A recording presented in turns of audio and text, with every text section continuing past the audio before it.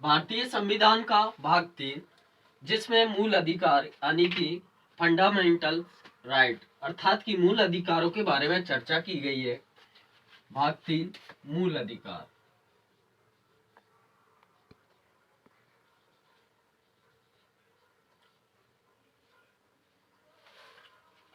मूल अधिकारों का वर्णन अनुच्छेद आर्टिकल 12 से लेकर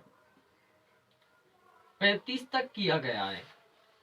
और हम देखते हैं कि मूल अधिकार वे अधिकार होते हैं जिनके द्वारा भारतीय नागरिकों का राजनीतिक, सांस्कृतिक, भौतिक और धार्मिक उत्थान हो, उन्हें मूल अधिकार के नाम से जाना जाता है। अर्थात कि मूल अधिकार में हम लिख सकते हैं वे अधिकार जिनके माध्यम से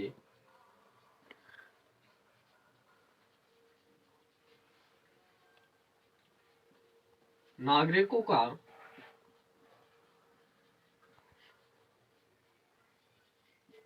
भौतिक, राजनीतिक, सांस्कृतिक व धार्मिक उत्थान हो।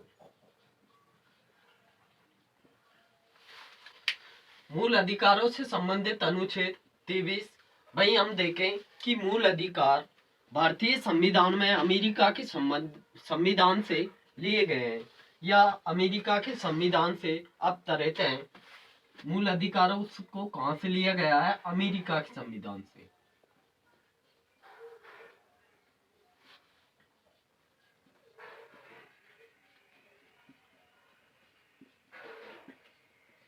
प्रत्येक लाइन एक क्वेश्चन का निर्माण करती है और भारतीय संविधान का मूल स्वरूप मूल अधिकारों में ही झलकता है।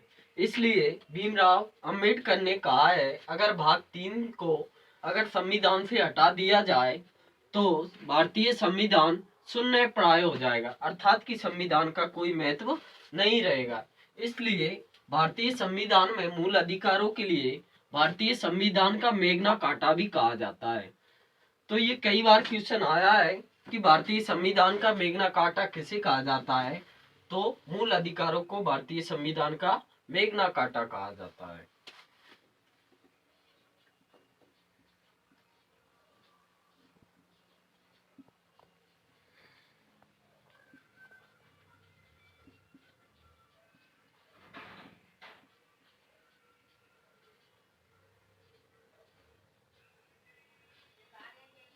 भारतीय संविधान का मेग्ना कार्टा। क्वेश्चन इससे पूछा जाता है कि भारतीय संविधान में मूल अधिकारों का वर्णन कौन कौन से अनुच्छेदों में किया गया है? तो इनका वर्णन 12 से लेकर 35वें अनुच्छेद तक किया गया है। इससे संबंधित अनुच्छेद 23 है। वही हम बात करें कि मूल अधिकारों को किस देश से लिया गया है, तो अमेरिका के संविधान से लिया गया है। ये हमने विदेशी सोर्स जो भारतीय संविधान में पढ़े थे उसी से है कि अमेरिका के संविधान से क्या क्या लिया गया है। तो उनमें एक था कि मूल अधिकारों को भारतीय संविधान में अमेरिका के देश से लिया गया है या अमेरिका के संविधान से लिया गया है। वहीं पूछा जाता है कि भारतीय संविधान का मेग्ना कार्टा किसे कहा जाता है? तो भारतीय संविधान का मेग्ना कार्टा भाग 3 के मूल अधिकारों को कहा जाता है, अर्थात कि फंडामेंटल राइट्स। वहीं बात करें हम कि मूल अधिकारों की प्रकृति किस प्रकार की होती है? प्रकृति होती है इनकी परिवर्तनीय।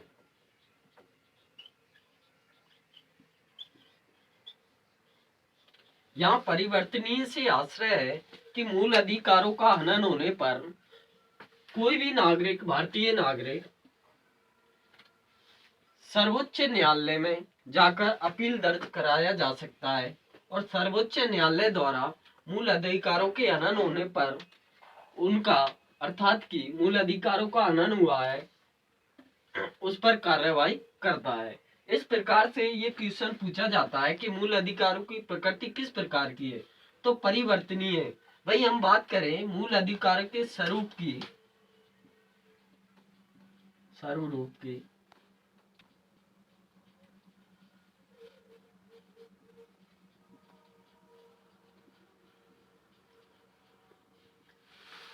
अर्थात कि मूल अधिकारों की प्रकृति तो परिवर्तनीय हो गई। भाई इसके स्वरूप की बात की जाए, एग्जामिनर पूछे कि मूल अधिकारों का स्वरूप किस प्रकार का है, तो इनका स्वरूप दो प्रकार का है, सकारात्मक व नकारात्मक।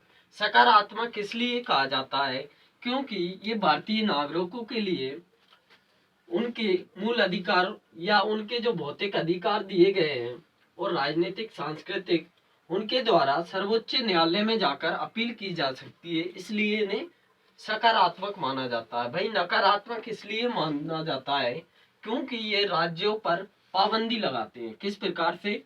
ये मूल अधिकार भारतीय नागरिकों के जो अधिकार प्रदत्त किए गए हैं उनके लिए उनकी रक्षा करते हैं, इसलिए इन्हें नकारात्मक माना जाता है क्योंकि ये राज्यों पर या राज्यों के कानून के ऊपर पाबंदी लगाते हैं। भाई हम बात करें कि भारतीय संविधान में मूल अधिकारों को इस प्रकार से बनाया गया है कि राज्य के जो कानून होते हैं वो मूल अधिकारों के समक्ष नहीं माने जाते, अर्थात कि उनसे छोटे माने जाते हैं। जहाँ पर मूल अधिकारों का हनन होता है वहां पर राज्य द्वारा जो विधि आरोपित की जाती है उन्हें शून्य प्राय मान लिया जाता है। अर्थात कि हम कह सकते हैं कि मूल अधिकार राज्य द्वारा या केंद्र सरकार द्वारा जो विधि बनाई जाती है उनसे ऊपर होते हैं। इस प्रकार से इनकी प्रकृति एक नकारात्मक और एक सकारात्मक होती है।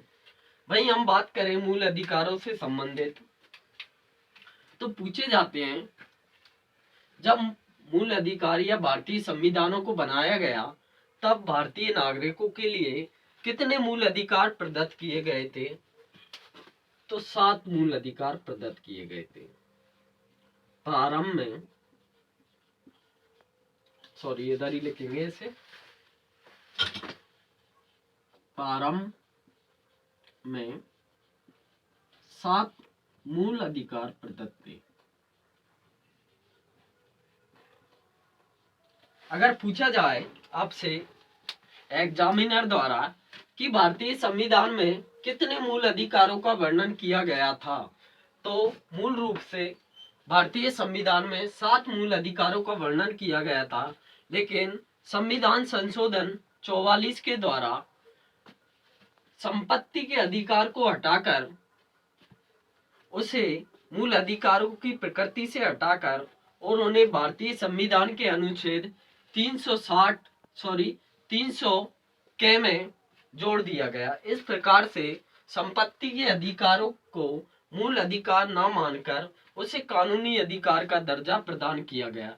इस प्रकार से भारतीय संविधान में वर्तमान में 6 मूल अधिकार हैं। वर्तमान में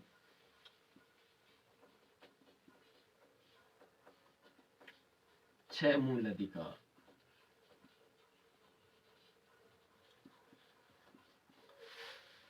और हमें मूल अधिकारों को विशेषकर जोर देकर पढ़ना पड़ेगा क्योंकि इससे कोई भी एग्जाम हो, चाहे वो छोटा लेवल का हो या वो आईएएस आरपीएससी द्वारा आयोजित आरएएस परीक्षाओं में कराए जाने वाली परीक्षा हो, उसमें भी मूल अधिकारों से संबंधित एक ना एक क्वेश्चन हमें देखने को मिलता है।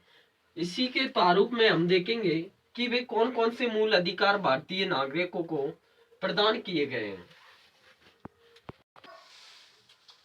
मूल अधिकारों को भारतीय संविधान से नहीं निकाला जा सकता क्योंकि जैसा कि पूर्व में बताया गया है कि भीमराव अंबेडकर द्वारा ये कथन कहा गया था, अगर भारतीय संविधान से मूल अधिकारों को निकाल दिया जाए तो संविधान शून्य प्राय हो जाएगा। इसलिए ये मूल ढांचे के अंतर्गत आते हैं, अर्थात कि भारतीय संविधान के मूल ढांचे के अंतर्गत आने वाला मूल अधिकार प्रमुख एक प्रावधान है जो भारतीय संविधान में किया गया है। ये भारतीय संविधान के मूल ढांचे के अंतर्गत आता है, इसलिए भारतीय संविधान में मूल अधिकारों को नहीं हटाया जा सकता। लेकिन भारतीय संविधान में भाग 3 से मूल अधिकारों को हटाकर भारतीय संविधान के और किसी भाग में जोड़ा जा सकता है, लेकिन भारतीय संविधान से मूल अधिकारों को नहीं हटाया जा सकता है। इस प्रकार के भी क्वेश्चन कई बार एग्जामिनर द्वारा पूछे जा सकते हैं कि क्या भारतीय संविधान से मूल अधिकारों को हटाया जा सकता है? तो बिल्कुल नहीं, भारतीय संविधान से मूल अधिकारों को नहीं हटाया जा सकता। हाँ, लेकिन भारतीय संविधान में मूल अधिकारों को भाग 3 से हटाकर और किसी भाग में स्थानांतरित किया जा सकता है। भाई हम देखेंगे कि मूल अधिकारों को राष्ट्रपति द्वारा कुछ समय के लिए निलंबित जरूर किया जा सकता है, लेकिन भारतीय संविधान में प्रदत्त अनुच्छेद 20 रुक जाए एक मिनट, लेकिन भारतीय संविधान में प्रदत्त अनुच्छेद 20 व 21 को निलंबित नहीं किया जा सकता।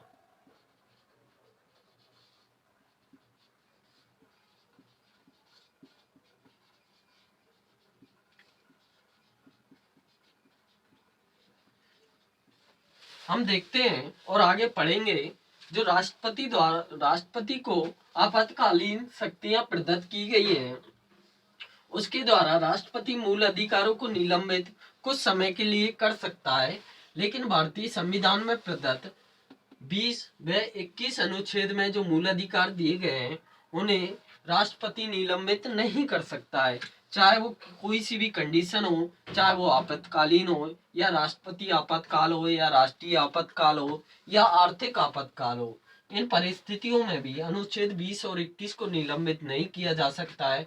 वहीं हम देखते हैं कि भारतीय संविधान का अनुच्छेद 19 में राष्ट्रपति कोई भी आपातकालीन शक्तियों का प्रयोग करता है तो सर्वप्रथम निलंबित होने वाला अनुच्छेद 19 है।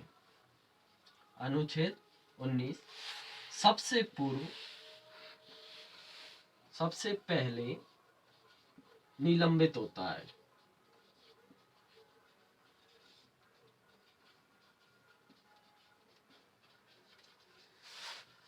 अब हम जानेंगे भारतीय संविधान में कौन कौन से मूल अधिकारों की बात की गई है। तो हम देखते हैं, पहला आता है समानता या समता का मूल अधिकार। इसका वर्णन किया गया है अनुच्छेद 14 से लेकर 18 तक। दूसरा आता है, इनका क्रम भी याद रखना है कि पहले कई बार एग्जाम में इस प्रकार के क्वेश्चन देखे गए हैं कि इन अनुच्छेदों का और कभी कभी इनका मूल अधिकारों का क्रम पूछ लिया गया है कि भारतीय संविधान में पूर्व में कौन से मूल अधिकार का वर्णन किया गया है, इसके उपरांत किस मूल अधिकार का वर्णन किया गया है।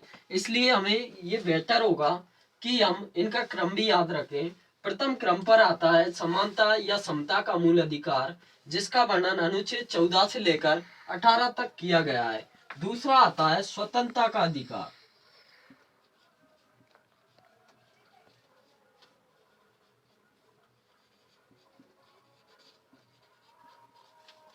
स्वतंत्रता का अधिकार, इसका वर्णन अनुच्छेद 19 से लेकर 22 तक किया गया है। तीसरा आता है शोषण के विरुद्ध अधिकार।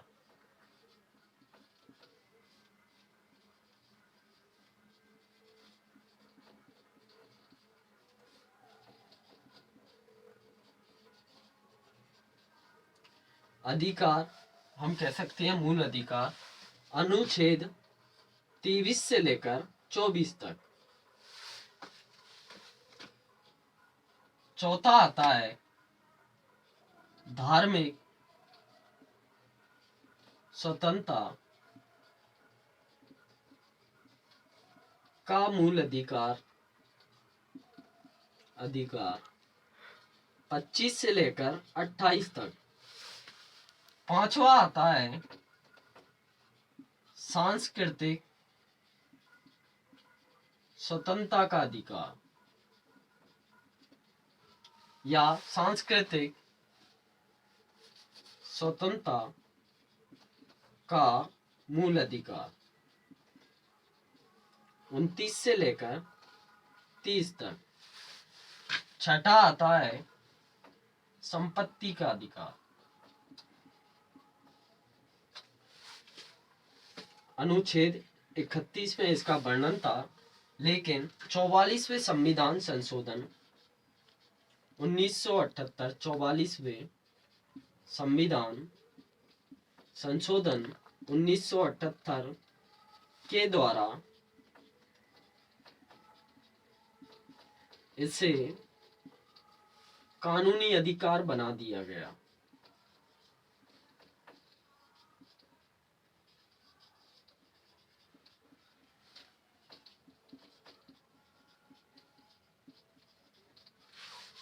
और सातवां आता है हमारा संवैधानिक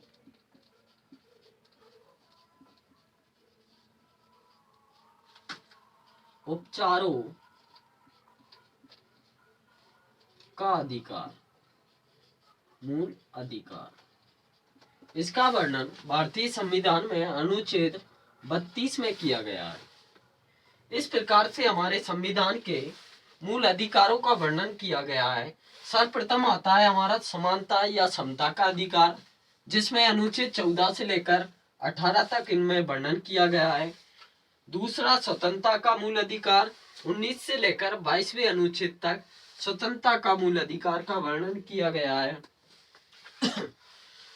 शोषण के विरुद्ध अधिकार 23 से 24 तक, धार्मिक स्वतंत्रता का मूल अधिकार 25 से 28 तक, सांस्कृतिक स्वतंत्रता का मूल अधिकार 29 से 30 तक, संपत्ति का अधिकार 31 में जिसका वर्णन था, लेकिन 44वें संविधान संशोधन 1978 के द्वारा इसे कानूनी अधिकार बना दिया गया और अनुच्छेद भारतीय संविधान के 300 के में इसे कानूनी अधिकार का दर्जा दिया गया। वही बात करें हम सातवें मूल अधिकार की, तो संवैधानिक उपचारों का मूल अधिकार, जिसका वर्णन अनुच्छेद 32 में किया गया है।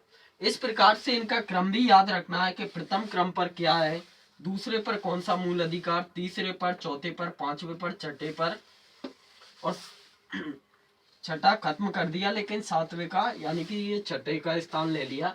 इस प्रकार से हमें याद रखना है, क्योंकि इससे क्वेश्चन बनने के चांस लगभग 95% तक बैठते हैं। जब भारतीय संविधान के कोई भी क्वेश्चन पूछा जाता है तो शायद ही ऐसा हो कि मूल अधिकारों से क्वेश्चन ना पूछा जाए, वरना 95% तक मूल अधिकारों से क्वेश्चन पूछे जाते हैं। Thank you.